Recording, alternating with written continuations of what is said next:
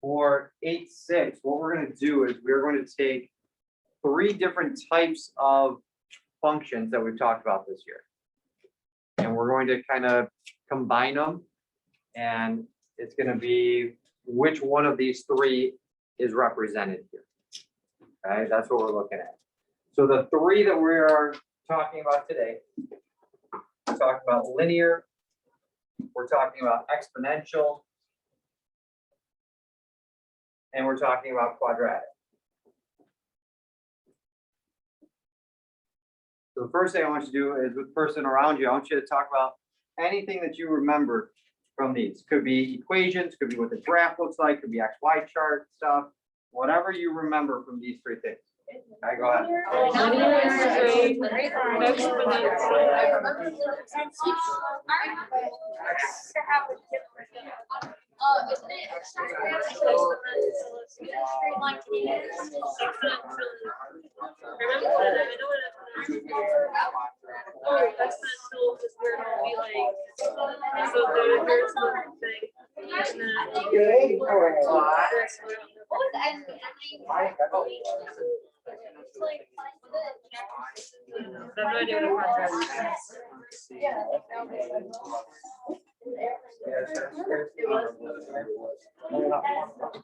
Oh yeah.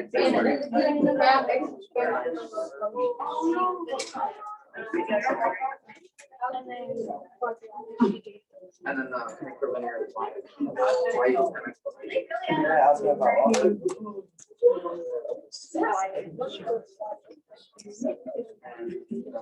All right, here we go. Tell me something about linear functions here. Linear functions. Casey, y equals mx plus b. Y equals mx plus b. What else about linear here, Parker? The line went up by the same number. Okay, so the line went up by the same number each time. So I'm going to use that as an XY chart. So an example would be 6, 8, 10, 12, 14, right? We went up by the same amount every time. We had what we call the common difference there. We added the same thing every time, or subtracted the same thing, right? Could have been subtraction, that's fine. Or adding a negative. Okay, Kenzie? We had a straight line going up and it was by the slope, like we went up by the slope. Yeah, so it is a straight line, and that slope is the same everywhere, right? Up and over, that rise and run was the same every single time. So we got linear, y equals mx plus b is the equation. We talked about the XY chart, how we're adding the same thing every time. The x's, right? That's always just add the same thing every time. But it's the y that makes it linear. Good.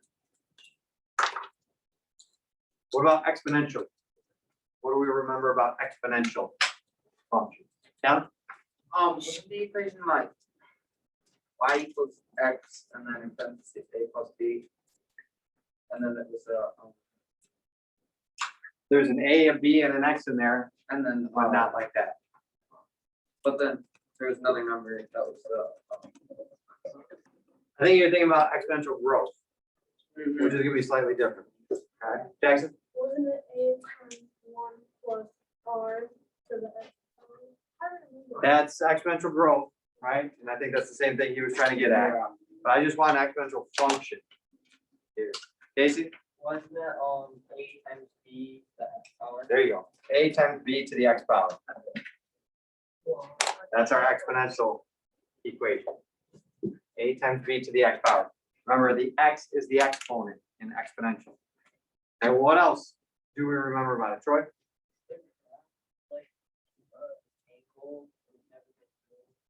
Okay. Kind of a rounded corner here, never touch 0, right? That was our exponential graph with something like that. Could be facing down, right? Could be flipped over, but that's the general idea of our graph, okay?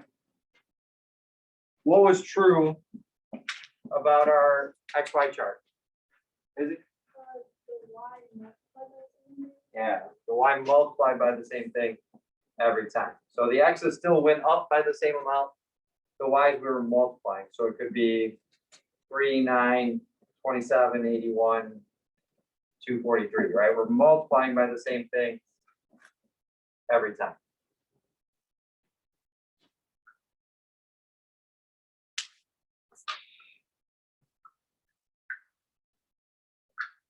Good, so we've got our linear, we've got our exponential, and then quadratic. Quadratic is what we've been talking about this chapter. So what can you tell me, kind of matching what we're talking about here, what can you tell me about quadratic? Tim? The graph looks like a U. Okay, U shape, also known as a parabola. Okay, good. Casey, what else? X equals ax squared. There you go. There's our standard form. Ax squared plus bx plus c. We also talked about vertex form and intercept form, right? Which could help us get there. That's what we did yesterday. Was using that stuff to get there. Okay, Margaret? The top two y numbers are the same as the bottom. Yeah, so when we're looking at that XY chart, many times we're gonna see that top two be the same as the bottom two. Okay? I'm gonna caution us because today we're not always gonna see that pattern. Okay? So we gotta look at something else, some other way to determine if it's quadratic. And this is something new here today. Okay, this is our first new part today. So the example that I'm gonna give you does fall into what Parker said. It doesn't necessarily have to.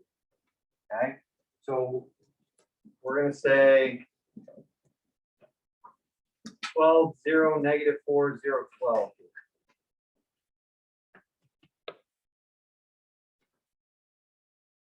And this looks like what we've seen before when we were graphing. We plugged in numbers to graph.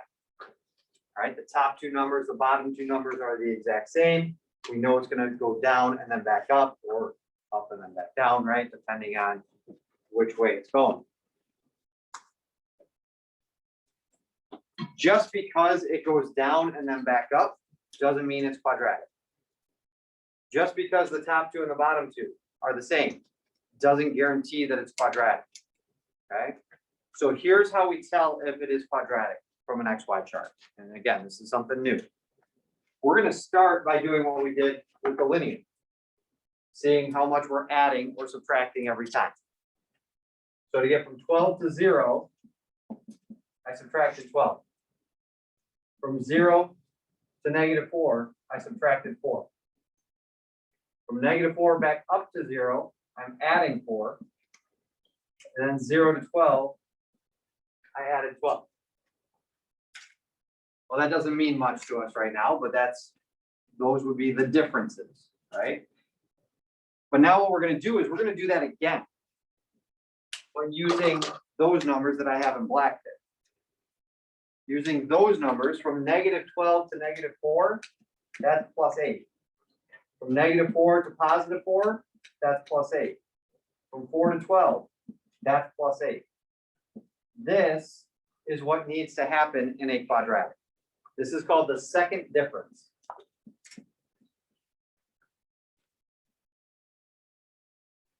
It's called the second difference. And in a quadratic XY chart, that second difference will always be the same. So not the first one, that would make it linear, right? If the first difference was the same. But the second difference, when we do it a second time there, it ends up being the same. So this is how we can guarantee that we know it's quadratic, not just, yeah, it kind of looks like it. Because if it doesn't follow that, then it's not quadratic. It could be some other shape that's not technically a parabola. Okay. So we got to be careful of that. Okay, that's how we're going to be able to tell. Any questions so far? All right, so I'm going to put 3 XY charts up there with the person around you. I want you to determine what type of function they are.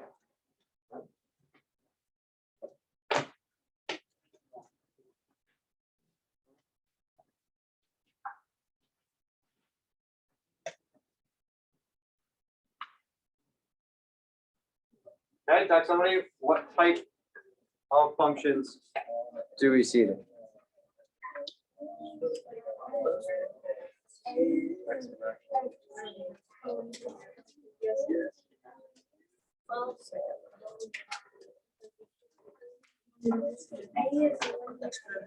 is exponential. Oh, I have. The first is linear, second is exponential, third is most likely quadratic.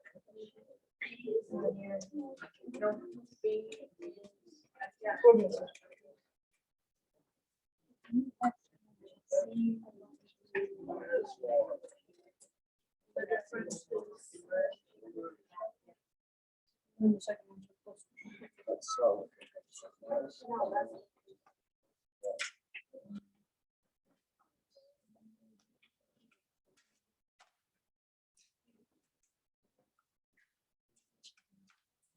All right, so for A, what type of function do we have and how do we know? What type do we have? How do we know here? In Linear because the y subtracts 3 every time. perfect. Okay, good. How about for B? Is it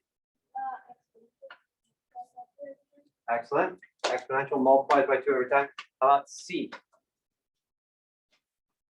Correct? Quadratic, okay?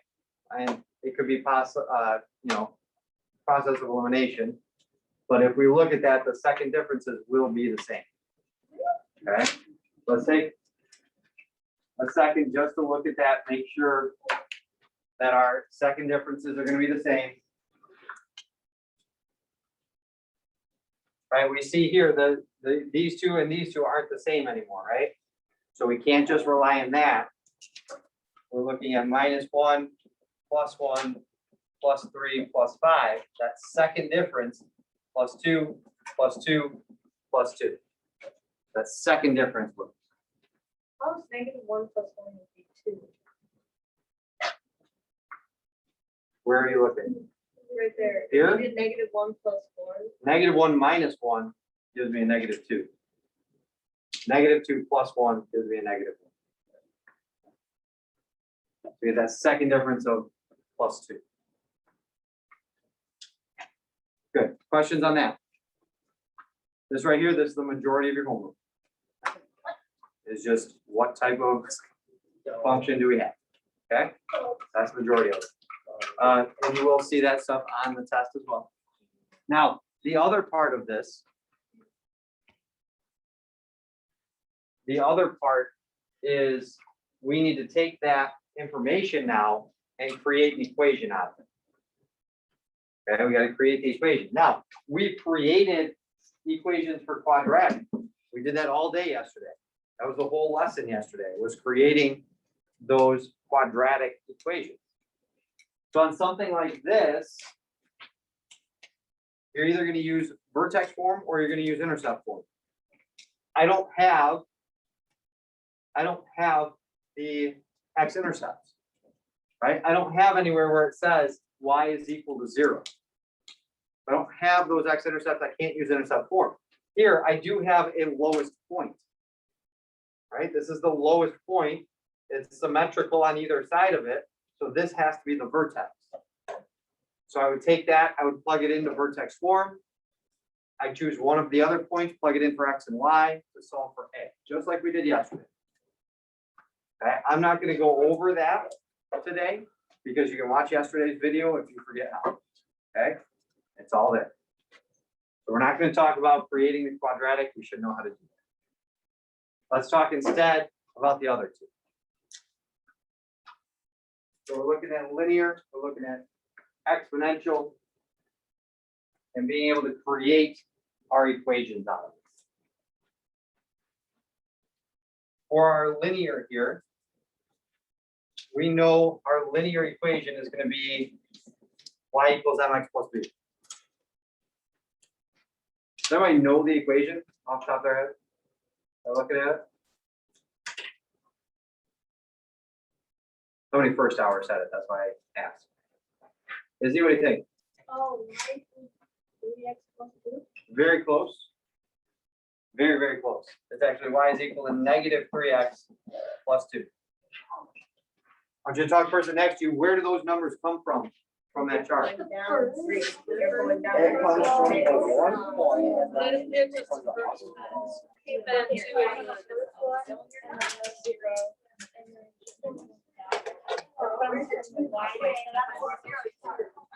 Sorry, got it. Oh, that's two is part of zero. Oh. And then the difference is. Yes.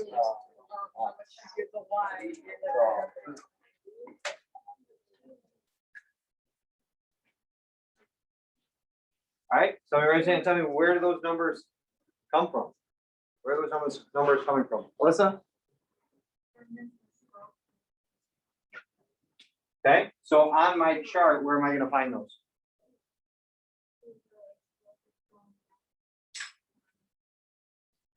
So the slope is what I'm subtracting every time. So that's my slope, is what I'm subtracting every time. Okay, somebody else, where does that 2 show off here? Where does that 2 show off? Kenzie? The zero. The 0. That's the y-intercept. Remember, the y-intercept is whenever x is 0. So that y-intercept, that's going to take me right there. So it's just a matter of finding those 2 values. Finding your common difference or your slope, it's the same thing. That goes in for m. Your y-intercept when x is equal to 0, that goes in for b. Not overly difficult as long as we find the right value. The other one, remember we're looking at a times b to the x power. Everybody know this one?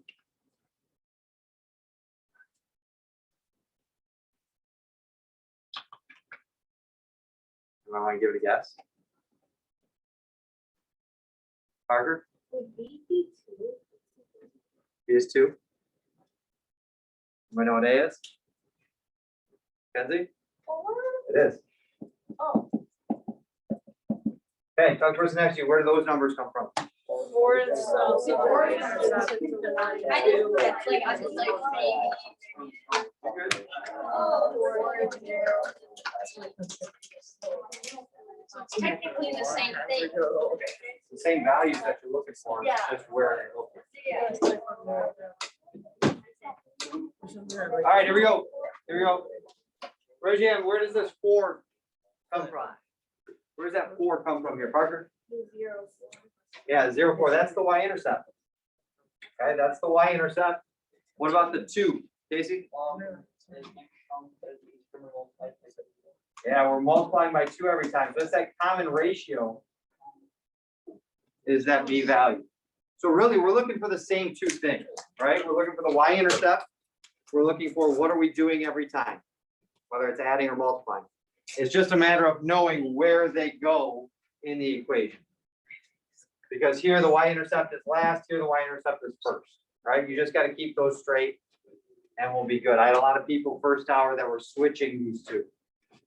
Okay, and they weren't sure why they were getting it wrong. Okay, A is your starting value, that's your y-intercept. B is that common ratio, what we're multiplying by every time. Questions on these 2? Yeah. With B, could you do 8 to the x power, or would that be counted as wrong? Say it again. Oh, like combine those to get 8? Yeah. That would not work because order of operations, you have to do the exponent before you can multiply. Okay. Yep. Any other questions on this? Really, that's all we're looking at. We're looking at identifying linear versus quadratic versus exponential and creating those equations. There's other stuff in the book. So if you're going through and studying on your own or whatever, you're going to see other stuff. Don't worry about the other stuff. Okay, this is all that I care about for 8.6. Okay, questions? All right, go ahead. It's not really.